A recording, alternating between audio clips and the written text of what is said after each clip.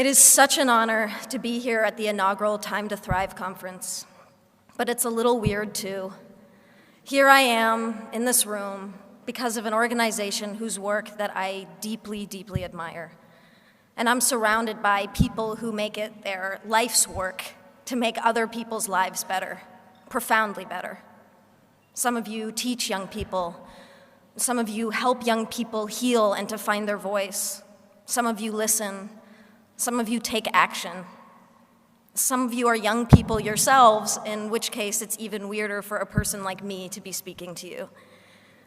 It's weird because here I am, an actress, representing, at least in some sense, an industry that places crushing standards on all of us. And not just young people, everyone. Standards of beauty, of a good life, of success. Standards that I hate to admit have affected me. You have ideas planted in your head, thoughts you never had before, that tell you how you have to act, how you have to dress, and who you have to be. And I have been trying to push back, to be authentic, and to follow my heart, but it can be hard.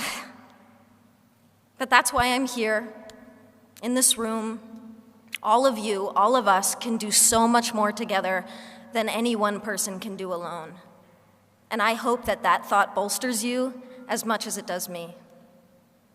I hope that the workshops you go to over the next few days give you strength, because I can only imagine that there are days when you've worked longer hours than your boss realizes or cares about just to help a kid who you know can make it. Days where you feel completely alone, undermined, or hopeless. And I know that there are people in this room who go to school every day and get treated like shit for no reason. Or you go home and you feel like you can't tell your parents the whole truth about yourself. And beyond putting yourself in one box or another, you worry about the future, about college, or work, or even your physical safety. And trying to create that mental picture of your life, of what on earth is going to happen to you, can crush you a little bit every day. And it is toxic and painful and deeply unfair. And sometimes it's the little insignificant stuff that can tear you down. Now, I try not to read gossip as a rule, but the other day, a website ran an article with a picture of me wearing sweatpants on the way to the gym.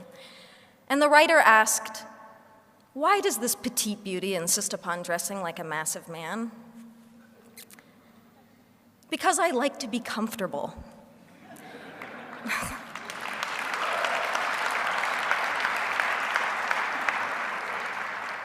There are pervasive stereotypes about masculinity and femininity that define how we're all supposed to act, dress, and speak, and they serve no one. Anyone who defies these so-called norms becomes worthy of comment and scrutiny, and the LGBT community knows this all too well. Yet there is courage all around us. The football hero, Michael Sam, the actress, Laverne Cox, the musicians, Tegan and Sarah Quinn, the family that supports their daughter or son who has come out. And there is courage in this room, all of you. And I'm inspired to be in this room because every single one of you is here for the same reason.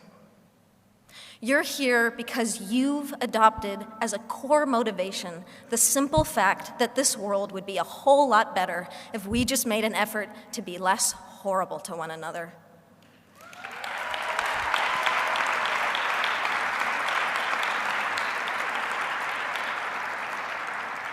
If we took just 5 minutes to recognize each other's beauty instead of attacking each other for our differences, that's not hard. It's really an easier and better way to live. And ultimately, it saves lives. Then again, it can be the hardest thing. Because loving other people starts with loving ourselves and accepting ourselves. And I know many of you have struggled with this. And I draw upon your strength and your support in ways that you will never know. And I am here today because I am gay. And because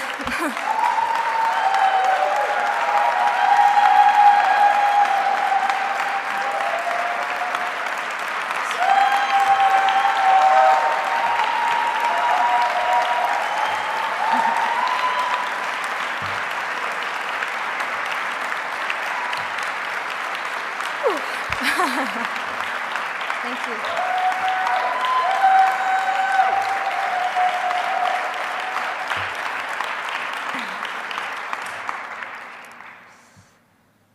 And because maybe I can make a difference to help others have an easier and more hopeful time. Regardless, for me, I feel a personal obligation and a social responsibility. I also do it selfishly because I'm tired of hiding and I'm tired of lying by omission.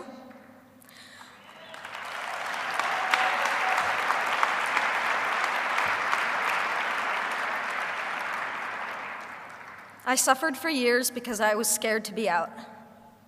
My spirit suffered, my mental health suffered, and my relationship suffered. And I'm standing here today with all of you on the other side of that pain.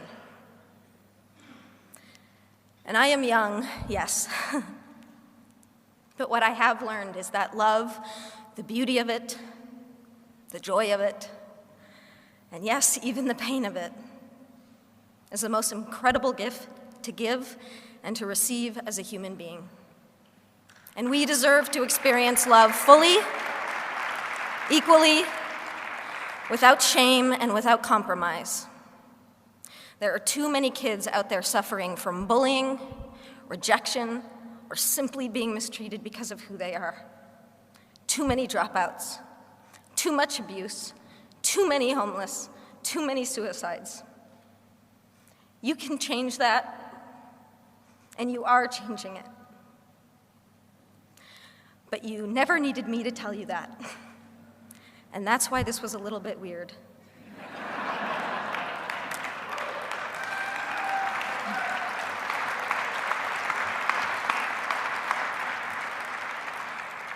The only thing that I can really say is what I have been building up to for the past 5 minutes. Thank you. Thank you for inspiring me. Thank you for giving me hope. And please keep changing the world for people like me. Happy Valentine's Day. I love you.